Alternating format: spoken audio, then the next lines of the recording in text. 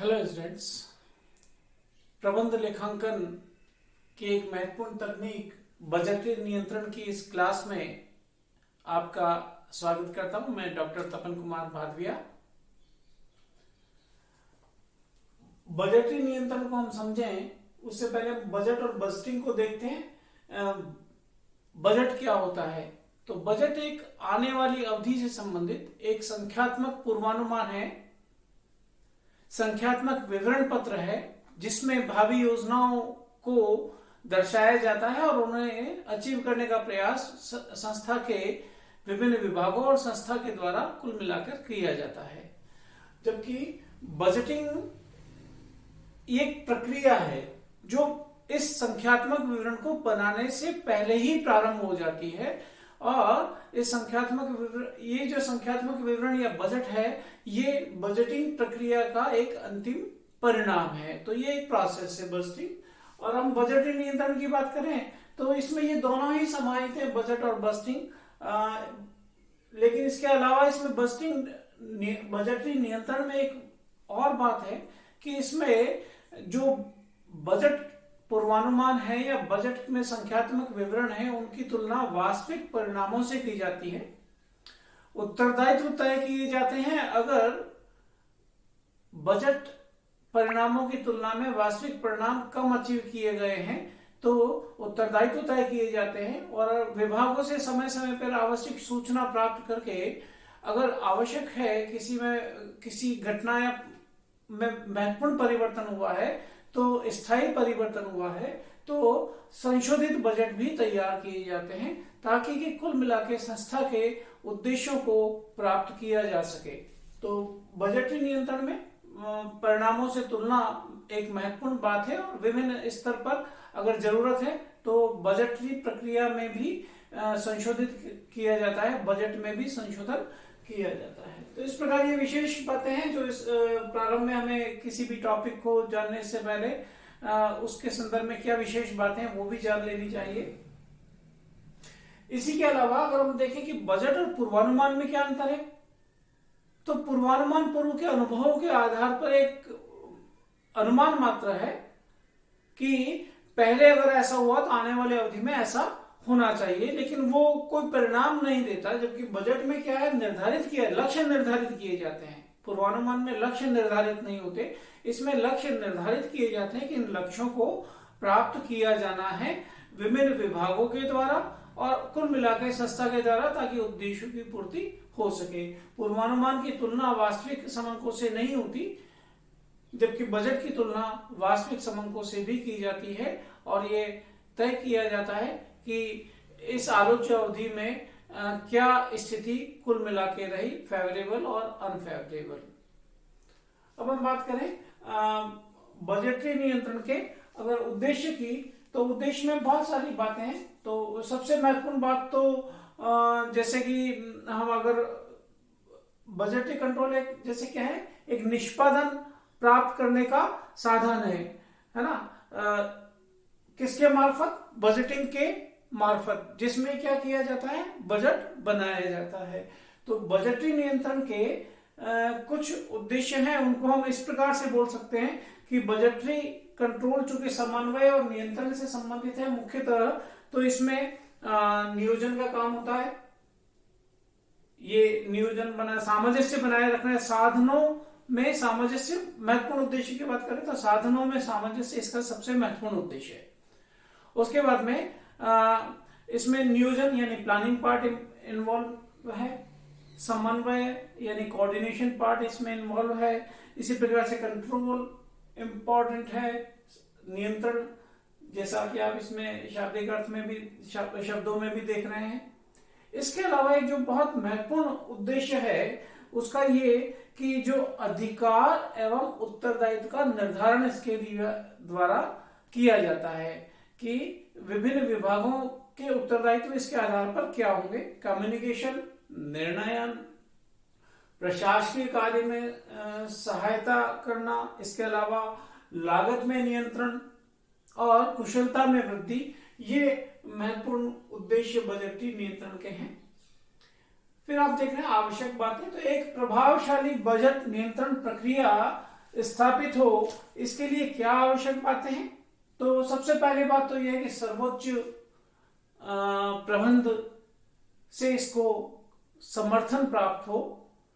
जो top management है वो इसको रिकॉग्नाइज करे कि हाँ, बजटीय नियंत्रण प्रक्रिया लागू की जानी चाहिए और इस प्रकार से लागू की जानी चाहिए, क्योंकि मनुष्य का स्वाभाविक स्वभाव है, जो कि काम करने वाले लोग होंगे उन्हीं के मार्फत तो निष्पादन होगा। तो मनुष्य का एक स्वाभाविक स्वभाव है कि वो परिवर्तन को या खुद का विश्लेषण करना उचित नहीं मानता। तो ये प्रभावशाली बजटीय नियंत्रण पद्धति के लिए ये सबसे आवश्यक बात है। सुदृढ़ और कुशल संगठन का होना अनिवार्य है। ऐसे ही स्वैच्छिक स्वीकृति व्यक्तियों की होनी जरूरी है कि हाँ, बजटीय कंट्रोल होना चाहिए, क्योंकि इसमें उत्तरदायित्व का निर्धारण किया जाना है कि अगर बजट जो आपने उन्होंने निर्धारित किए हैं और वास्तव में उनको प्राप्त भी उन्हीं को करना है, तो उसमें अगर अंतर आता है तो लायबिलिटी फिक्स होती है। तो इसलिए स्वैच्छिक स्वीकृति भी आवश्यक है। ऐसे बजट निर्माण में प्रबंध के सभी स्तरों की भागीदारी होनी चाहिए, क्योंकि विभिन्न विभागों के स्तर पर ये बजट बनाए जाते हैं और कुल मिला के संस्था के उद्देश्यों को प्राप्त करने के लिए बनाए जाते हैं। स्पष्ट और परिभाषित नीतियां होनी चाहिए। ऐसे ही सांख्यिकी सूचनाओं की उपलब्धि होनी चाहिए, क्योंकि उसके बिना तो बजट बना ही नहीं जा सकते। ये संख्यात्मक विवरण है बजट, जिसकी की आलोच्य अवधि में, आने वाली अवधि में फिर अचीव करना है उनको, उद्देश्यों को निष्पादन प्राप्त करना है उनका। शुद्ध लेखांकन प्रणाली उपलब्ध होनी चाहिए। ऐसे ही बजट के लक्ष्य व्यवहारिक होने चाहिए। व्यवहारिक का मतलब जिनको अचीव किया जा सके, थोड़ा सा और एफर्ट करके, प्रयास करके जिनको प्राप्त किया जा सके। बजट की अवधि निश्चित होनी चाहिए, जो प्राय एक वित्तीय वर्ष होती ही है। इसमें एक लोच भी होनी चाहिए कि समय, वास्तविक जब समय चल रहा है उसमें किसी महत्वपूर्ण बात में और तथ्यों में परिवर्तन स्थायी रूप से आने वाला है, तो उसमें बजट में परिवर्तन किया जा सके, संशोधित बजट बनाया जा सके। ऐसे ही बजट मैनुअल, बजट समिति, बजट संचालक, इन बातों का भी निर्धारण पहले से ही होना चाहिए, ताकि उचित लक्ष्यों की प्राप्ति के लिए जो भी आपने लक्ष्य बजट के मार्फत निर्धारित किए हैं, उचित प्रयास कर उनको प्राप्त किया जा सके।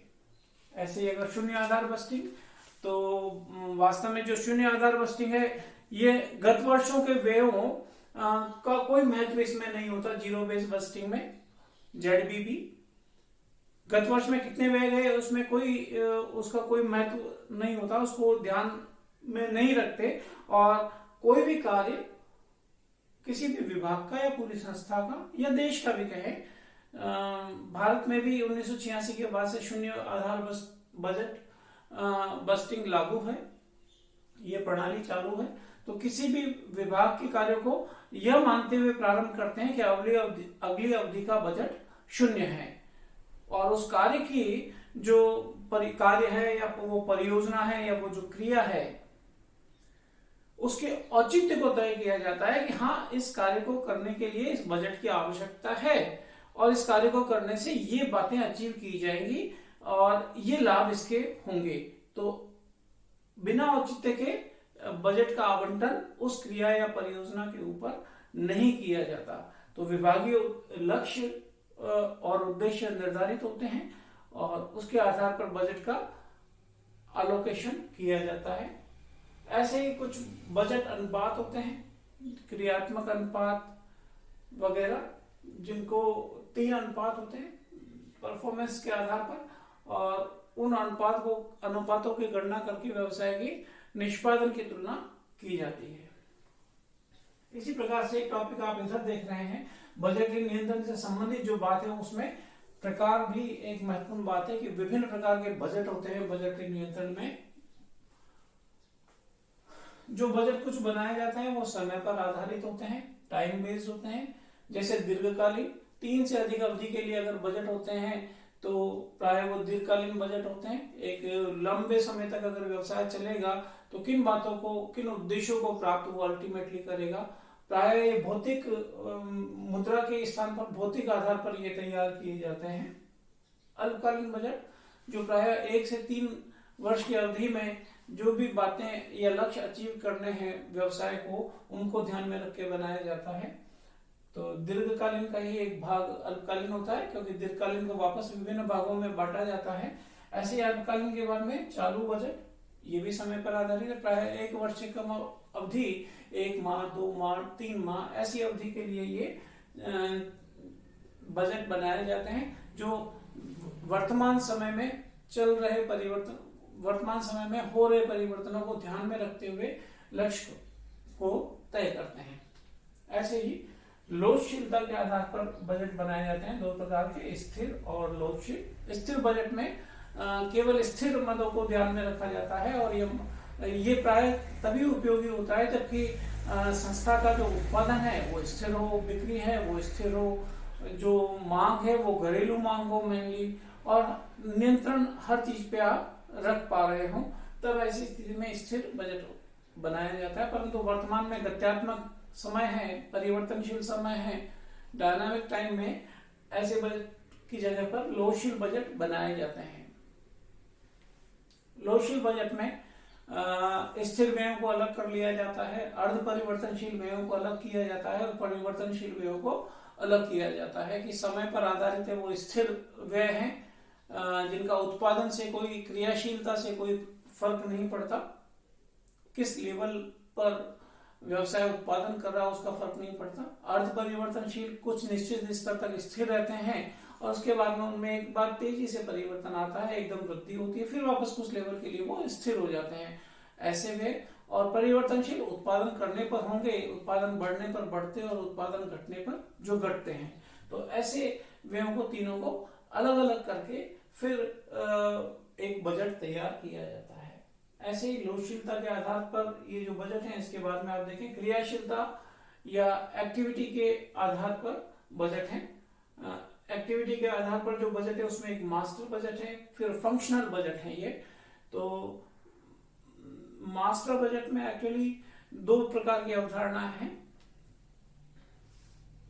एक जो व्यवसाय के लिए लाभानी खाता और चिट्ठा बनाया जाता है, वो ही वास्तव में व्यवसाय की सारी जो वित्तीय गतिविधियां हैं उन सब चीजों को, ये 2 जो स्टेटमेंट्स और खाते बनाए जाते हैं, लाभानी खाता और चिट्ठा, उसमें सब चीजें आ जाती हैं। तो मास्टर बजट वास्तव में उन्हीं 2 चीजों को के लिए अनुमानित बजट तय कर लेना, उन सारी मदों के लिए, और इस पिछले मदों को साथ में, उसमें पिछले वर्ष की मदों को भी साथ में दर्शाया जाता है, और बजटेड मद को भी साथ में दर्शाया जाता है।